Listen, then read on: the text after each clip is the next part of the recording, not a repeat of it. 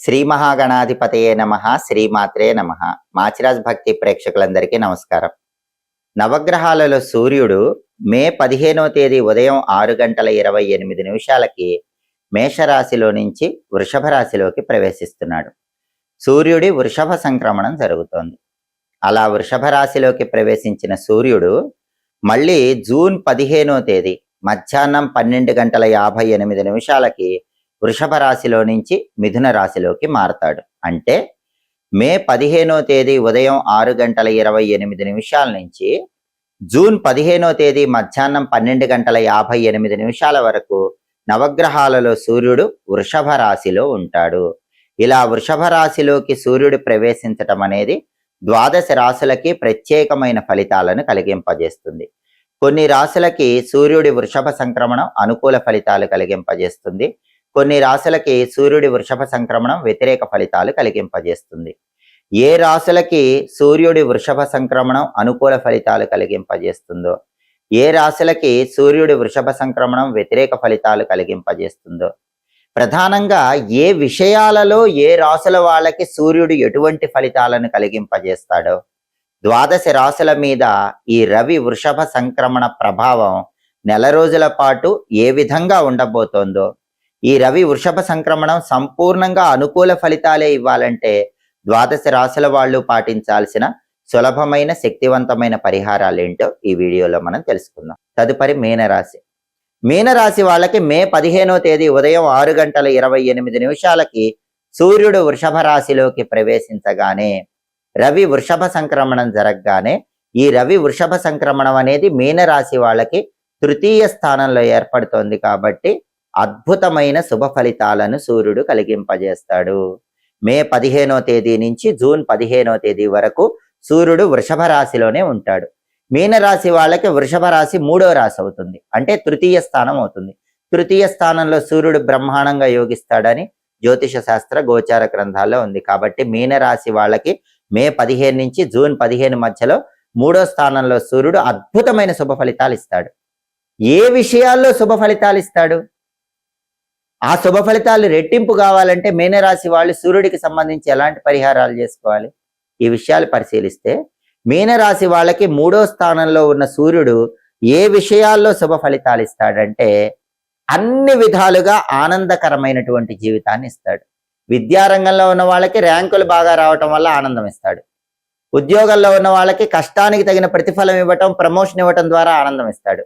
వ్యాపారంలో ఉన్న వాళ్ళకి వ్యాపారంలో ఊహించిన దానికంటే ఎక్కువ లాభం రావటం ద్వారా ఆనందాన్ని ఇస్తాడు. అంటే అన్ని విధాలుగా 3వ స్థానంలో సూర్యుడు మీనరాశి వాళ్ళకి ఆనందాన్ని కలిగింపజేస్తాడు. అలాగే మానసిక ఉల్లాసాన్ని కలిగింపజేస్తాడు. మే 15 ముందు మానసికంగా మీనరాశి వాళ్ళకి ఎలాంటి అశాంతి ఒత్తిడి ఉన్నా అవన్నీ కూడా సూర్యుడి అనుగ్రహం వల్ల తొలగిపోతాయి. మే 15 నుంచి జూన్ 15 వరకు మానసికంగా ఉల్లాసంగా ఉత్సాహంగా మీనరాశి వాళ్ళు కాలాన్ని గడపగలుగుతారు. అలాగే శారీరక సుఖాన్ని కూడా కలిగింపజేస్తాడు. శారీరకంగా ఎక్కువ ఆనందాన్ని మీనరాశి వాళ్ళు ఈ సమయంలో పొందగలుగుతారు. దాంపత్య సుఖాన్ని పొందగలుగుతారు. లైఫ్ పార్ట్నర్తో ఇష్యూస్ క్లియర్ అయిపోతాయి. అలాగే ఏ పని ప్రారంభించినా సరే ఆ పనిలో అసలు చిన్న చిన్న అడ్డు ఆటంకాలు కూడా లేకుండా 3వ స్థానంలో సూర్యుడు అనుగ్రహిస్తాడు. అంటే మే 14వ తేదీ వరకు మీనరాశి వాళ్ళు పనులు ప్రారంభించినప్పుడు ఏవైతే విఘ్నాలు ఆటంకాలు ఎదురవుతున్నాయో అవన్నీ కూడా మబ్బులు వీడిపోయినట్లు వీడిపోతాయి. మే 15 నుంచి జూన్ 15 మధ్యలో మీనరాశి వాళ్ళు ఎంత కష్టసాధ్యమైన పనిని ప్రారంభించినా సరే ఆ పని చాలా సులభంగా దిగ్విజయంగా మీనరాశి వాళ్ళు పూర్తి చేసుకోగలుగుతారు. అంతటి అద్భుతమైన శుభ ఫలితాన్ని, కార్యక్రమాలు దిగ్విజయంగా పూర్తి చేసేలాగా సూర్యుడు తన అనుగ్రహాన్ని ఇస్తాడు. అలాగే ఆరోగ్య సమస్యలు ఇంతకు ముందు ఏవైతే ఉన్నాయో అవన్నీ మీనరాశి వాళ్ళకి మటుమాయం అయిపోతాయి. మబ్బులు వీడిపోయినట్లు వీడిపోతాయి. దీర్ఘకాలిక అనారోగ్య సమస్యలకు ఉపశమనం కలుగుతుంది. ఆరోగ్యం కుదుట పడటం మాత్రమే కాదు, బలోపేతం అయిపోతుంది. కేవలం ఆరోగ్యం కుదుట పట్టడం కాకుండా ఆరోగ్యాన్ని బలోపేతం చేసుకునే విధంగా 3వ స్థానంలో సూర్యుడు మీనరాశి వాళ్ళకు అనుగ్రహాన్ని ఇస్తాడు. అలాగే సంతృప్తికరమైన జీవితాన్ని పొందగలుగుతారు. ఏ విషయంలోనైనా పరిపూర్ణమైనటువంటి 100% సంతృప్తిని, ఆనందాన్ని మీనరాశి వాళ్ళు పొందగలుగుతారు. దాంపత్య జీవితం అయితే విపరీతమైన ఆనందదాయకంగా ఉంటుంది. లైఫ్ పార్ట్నర్ అన్ని విధాలుగా చేదోడు వాదోడుగా ఉండి మీనరాశి వాళ్ళకు బ్రహ్మాండంగా సహకరిస్తారు.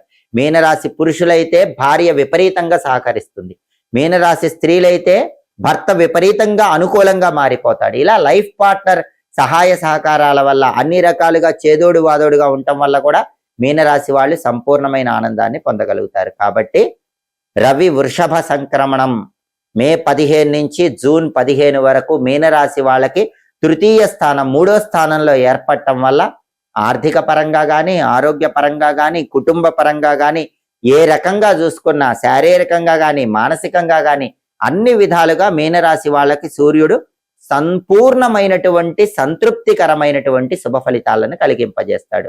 ఈ శుభ ఫలితాలు ఇంకా రెట్టింపు కావాలంటే మీనరాశి వాళ్ళు సూర్యుడికి సంబంధించిన సులభమైన శక్తివంతమైన పరిహారాలు చేసుకోవాలి. మే 15వ తేదీ ఉదయం 6:28 సూర్యుడు వృషభ రాశిలోకి ప్రవేశించగానే, సూర్యుడి వృషభ సంక్రమణం జరగగానే, ఈ సూర్యుడి వృషభ సంక్రమణం 12 రాశుల్లో కొన్ని రాశులకు అనుకూల ఫలితాలు ఇస్తుంది, కొన్ని రాశులకు వ్యతిరేక ఫలితాలు ఇస్తుంది.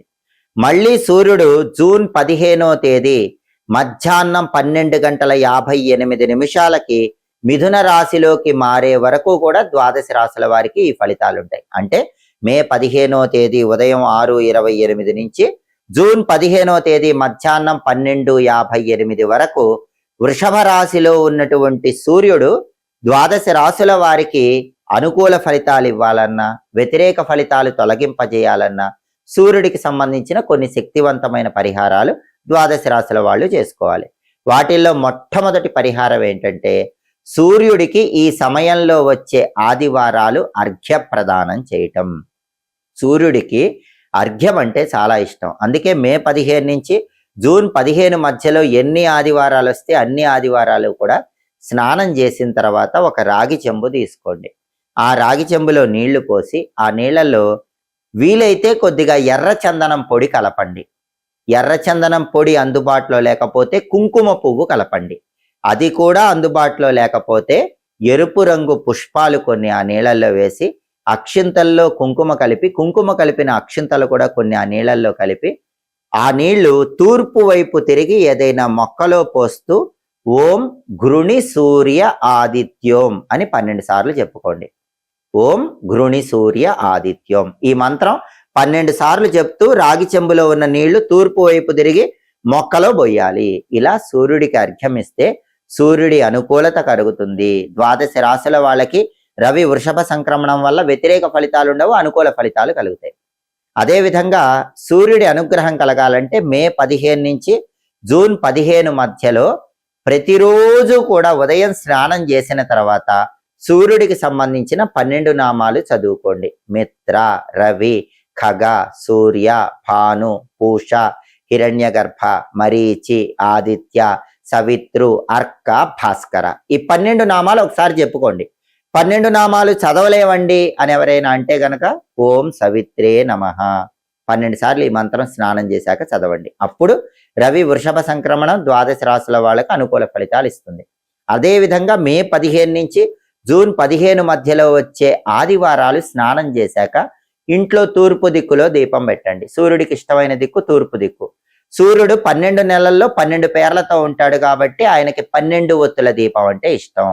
కాబట్టి ఈ సమయంలో వచ్చే ఆదివారాలు స్నానం చేశాక మీ ఇంట్లో హాల్లో ఒక మట్టి ప్రమిదలో నువ్వుల నూనె పోసి 12 ఒత్తులు విడిగా వేసి దీపం పెట్టండి. ఆ 12 ఒత్తులు 12 పేర్లతో ఉన్న సూర్యుడికి సంకేతం. ఈ సూర్య దీపాన్ని వెలిగించుకుంటే కూడా సూర్యుడు అనుగ్రహిస్తాడు. అలాగే మే 15 నుంచి జూన్ 15 మధ్యలో వచ్చే ఆదివారాలు ఉపవాసం ఉంటే చాలా మంచిది. ఉపవాసం ఉండి రాత్రికి గోధుమ పిండితో చేసినటువంటి పదార్థాలు స్వీకరించాలి. మేము ఉపవాసం ఉండలేమండి అని ఎవరైనా భావిస్తే, ఉపవాసం ఉండలేని వాళ్ళు మాత్రం ఆదివారం రవిహోర ఉన్నప్పుడు నానబెట్టిన గోధుమలు బెల్లంతో కలిపి ఆవుకు పెట్టండి. లేదా రవిహోరలో కేజింబావు గోధుమలు ఎర్ర వస్త్రంలో కట్టి పంతులు గారికి దానం ఇవ్వండి. ఆదివారం రవిహోర ఏ సమయంలో ఉంటుందంటే ఉదయం 6 నుంచి 7 మధ్యలో, మధ్యాహ్నం 1 నుంచి 2 మధ్యలో, రాత్రి 8 నుంచి 9 మధ్యలో ఉంటుంది. ఈ టైంలో ఈ పరిహారం చేసుకోండి. ఆవుకు పెట్టడం కానీ దానం ఇవ్వటం కానీ చేసుకోండి. ఉపవాసం ఉండలేని వాళ్ళు ఈ పరిహారం చేసుకోండి. అలాగే అసలు ఎలాంటి పరిహారాలు చేసుకోవటం వీలు కాదని భావించే వాళ్ళైతే గనక మే 15 నుంచి జూన్ 15 మధ్యలో వచ్చే ఆదివారాలు అష్టాక్షరి మంత్రం చదువుకోండి. ఎందుకంటే ప్రతి గ్రహానికి జ్యోతిష శాస్త్రంలో అధిష్టాన దైవాలని ఉంటారు. అధిష్టాన దైవాలను ప్రార్థిస్తే గ్రహం అనుకూలిస్తుంది. సూర్యుడికి అధిష్టాన దైవం విష్ణుమూర్తి. విష్ణుమూర్తికి ఇష్టమైన మంత్రం అష్టాక్షరి మంత్రం. అందుకే ఆదివారం ఓం నమో నారాయణాయ. మీరు ఏ పని చేస్తున్నా ఈ అష్టాక్షరి చదువుకుంటూ ఉంటే ద్వాదశ రాశుల వాళ్ళకి రవి వృషభ సంక్రమణం పూర్తిగా యోగిస్తుంది. ఆదివారాలు విష్ణు సహస్రనామం వింటే కూడా అద్భుత ఫలితాలు వస్తాయి. ఆదిత్య హృదయం సూర్యాష్టకం ఎలాగో చాలా మంది వింటారు, కానీ విష్ణు సహస్రనామం వింటే సూర్యుడి అధిష్టాన దైవమైన విష్ణుమూర్తి కూడా అనుగ్రహిస్తాడు. ఈ పరిహారాల్లో ఏ పరిహారమైనా చేసుకోండి. చాలా సులభమైన పరిహారం ఏంటంటే బెల్లం ముక్క పరిహారం. మే 15 నుంచి జూన్ 15 మధ్యలో పని మీద బయటికి వెళ్ళేటప్పుడు ఎప్పుడు ఆదివారం వచ్చినా సరే ఒక బెల్లం ముక్క నోట్లో వేసుకుని నవ్వులుతూ వెళ్ళండి. అది కూడా సూర్యుడి అనుగ్రహాన్ని కలిగింపజేస్తుంది. కాబట్టి ద్వాదశ రాశుల వారు రవి వృషభ సంక్రమణం పూర్తిగా అనుకూల ఫలితాలు ఇవ్వాలన్నా, వ్యతిరేక ఫలితాలు తొలగింపజేయాలన్నా వీటికి ప్రత్యేకమైన పరిహారాలు చెప్పారు. ఈ పరిహారాల్లో ఏ పరిహారమైనా చేసుకోండి. రవి వృషభ సంక్రమణం వల్ల సంపూర్ణంగా అనుకూల ఫలితాలు అందిపుచ్చుకోండి. అలాగే ఎప్పటికప్పుడు ఖగోళంలో గ్రహాల సంచారంలో మార్పు గురించి తెలుసుకోవాలన్నా, ఖగోళంలో గ్రహాలు మారినప్పుడు ఆ మార్పు అనేది ఏ రాశులకు అనుకూల ఫలితాలు ఇస్తుందో, ఏ రాశులకు వ్యతిరేక ఫలితాలు ఇస్తుందో తెలుసుకోవాలన్నా, అనుకూల ఫలితాలు పెంచుకోవటానికి, వ్యతిరేక ఫలితాలు తగ్గింపజేసుకోవటానికి పాటించాల్సిన పరిహారాలు తెలుసుకోవాలన్నా మాచిరాజ భక్తి ఛానల్ తప్పకుండా చూడండి. మా వీడియోస్ మీకు నచ్చినట్లయితే మా ఛానల్ లైక్ చేయండి, కామెంట్ చేయండి. మా ఛానల్ వీడియోస్ 10 మంది మిత్రులకు షేర్ చేయండి. మా ఛానల్ సబ్స్క్రైబ్ చేసుకోండి. పక్కన ఉన్న బెల్ సింబల్ నొక్కటం మాత్రం మర్చిపోకండి. సర్వే జనాః సుఖినో భవంతు. స్వస్తి.